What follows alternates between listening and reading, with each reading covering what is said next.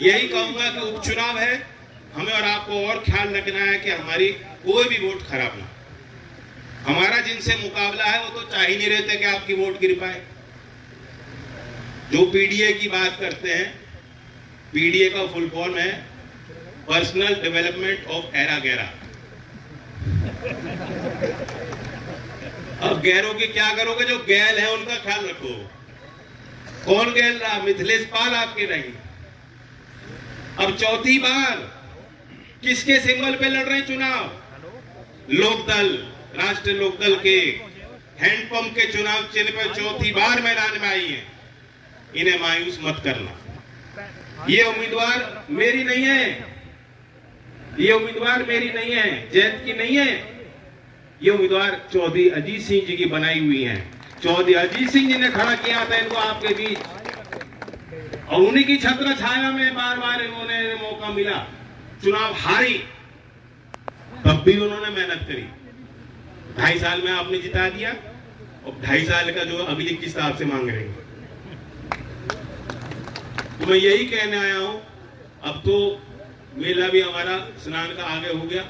और जो पीडीए की बात कर रहे थे, जो कह रहे थे संविधान खतरे में है, लोकतंत्र खतरे में है, वो नहीं चाह रहे थे कि यहाँ गांव देहात के लोगों की वोट पड़ जाए। उन्हें अच्छी तरह भली भांति मालूम है कि गंगा स्नान में कौन लोग जाते हैं, गांव के लोग, साधारण लोग।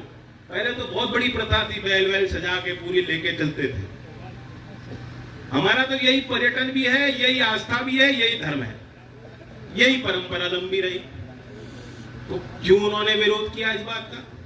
मैंने देखा कि उन्होंने, अखिलेश जी ने ट्वीट किया कि ये तो डर गए, इसलिए चुनाव की तारीख हटा दी। वो ये भी कह सकते थे कि अच्छा निर्णय लिया। एक तरफ आप कह रहे हो संविधान खतरे में है, और दूसरी तरफ जो संवैधानिक संस्था है चुनाव आयोग, रोज उसको कटघरे में आप खड़ा करते हो। चुनाव में भी हारा था, चौधरी अजीत सिंह भी चुनाव हारे थे। एक बार उन्होंने जो है पोलिंग, जब काउंटिंग हो रही थी, काउंटिंग के बाद निकल के उन्होंने ये नहीं कहा कि रिकाउंटिंग कराओ या ये कराओ या चुनाव है हमने क्या कर दिया, कभी नहीं कहा उन्होंने। बताओ, आप सब लोग गवाह हो, नहीं कहा उन्होंने, स्वीकारा निर्णय ठीक है। और दूसरी तरफ वह लोग हैं जो बार बार हार भी रहे और हार मानने को तैयार नहीं।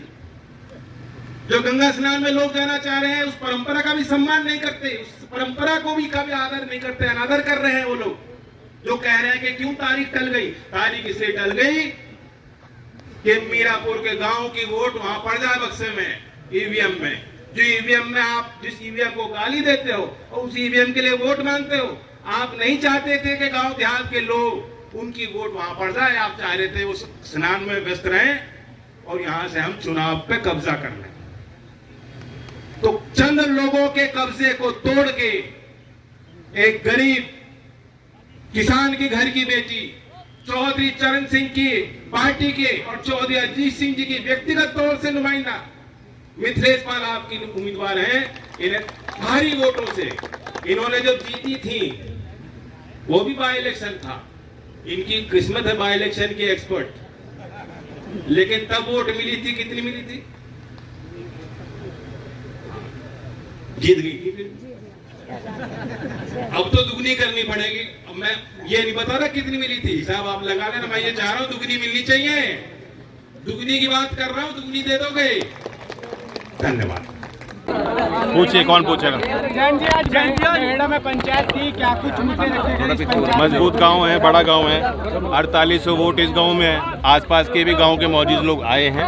बहुत उम्मीद है ये लोकदल का मजबूत क्षेत्र रहा। एनडीए के उम्मीदवार हैं, हमारे सहयोगी दल के सभी समस्त नेता पूरी ताकत से लगे हैं। मैं उनको भी आभार व्यक्त करता हूँ। बीजेपी के अध्यक्ष जी हम मेरे साथ खड़े हैं, और निषाद पार्टी के भी उम्मीदवार, मतलब उनके जो यहाँ जिले में जो नेता है वो आए। आपने क्या है पीडीए की? वो तो बता दी मैंने। चौधरी साहब, गन्ने को लेकर किसान परेशान है पश्चिम उत्तर प्रदेश का। देखिए, इस पहले मांग उठाए थे, ऐसे मांग नहीं उठा। मीरापुर में जो 3 मिल हैं, जिसके प्रभाव क्षेत्र का ये क्षेत्र है जहाँ सप्लाई होता है, यहाँ पेमेंट की समस्या नहीं है। उसका मैंने पूरा जायज़ा लिया। पूरी प्रयास है हम लोगों के जो जनप्रतिनिधि रहे, उनका भी प्रयास रहा। सरकार को मैं धन्यवाद भी देता हूँ कि मोरना मिल के विस्तार के लिए विशेष बजटीय आवंटन करते हुए मुख्यमंत्री ने यहाँ स्थानीय मौजूद किसानों की बात मानी। मुख्यमंत्री कह रहे हैं कटोगे तो बटोगे, आप क्या कहेंगे इस बयान पर आप? अखिलेश यादव ने ट्वीट किया है कि ये चुनाव से डर गए हैं, तारीख आगे बढ़ने पर चुनाव षड्यंत्र क्या? चुनाव आयोग भी षड्यंत्र रचेगा क्या?